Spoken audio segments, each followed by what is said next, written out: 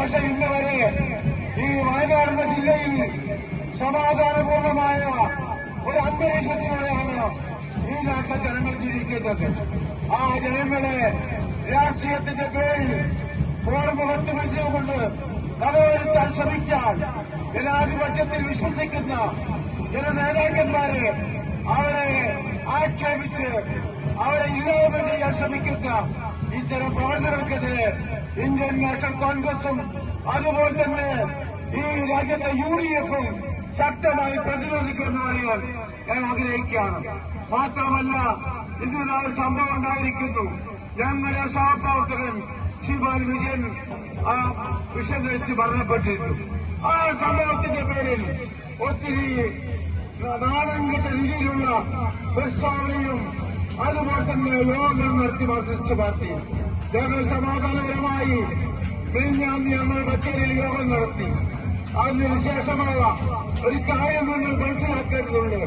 ഇന്ന് ഡിവൈഎഫ്ഐക്കാരൻ ബത്തേരിയിലെ MLA ഓഫീസിന്റെ board അടിച്ചു പൊളിച്ച് ആ താളം അടിച്ചു പൊളിച്ചിരിക്കുന്നു. ഇതാണ് രാജ്യത്ത് നടത്തുന്ന ജനാധിപത്യം. ജനാധിപത്യത്തിൽ വിശ്വസിക്കുന്ന പാർട്ടിയാണെങ്കിൽ ഇത്തരം ഒരു കാടത്തെ പ്രവർത്തനം നടത്താൻ വേണ്ടി എങ്ങനെയവർക്ക് മനസ്സ് വരും?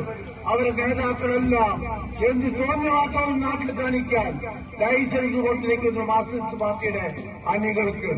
അതിന് ഭാഗമായിട്ടാണ് ഇന്ന് സുൽത്താൻ ബത്തേരി MLA ഓഫീസിലെ ബോർഡ് അടിച്ചു പൊളിക്കാനും ഓഫീസ് കയ്യേറാനും ഡിവൈഎഫ്ഐ തയ്യാറായിട്ടുള്ളത്. ഞങ്ങൾക്കും അറിയാം, ഞങ്ങളെ യുവജനങ്ങൾ ഞങ്ങളെ കൂടെ ഇഷ്ടംപോലുണ്ട്. ഞങ്ങളുടെ പാർട്ടിയും ശക്തമാണ്.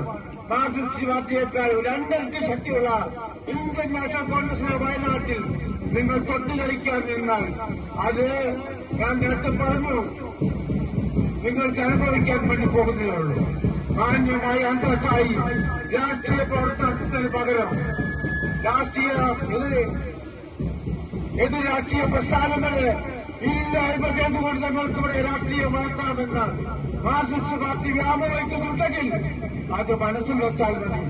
ആ വെള്ളം, ആ പരിപ്പ് ഈ വെള്ളത്തിൽ വേവില്ല എന്ന് പറയാൻ ഈ സന്ദർഭത്തിൽ ഉപയോഗിക്കാം.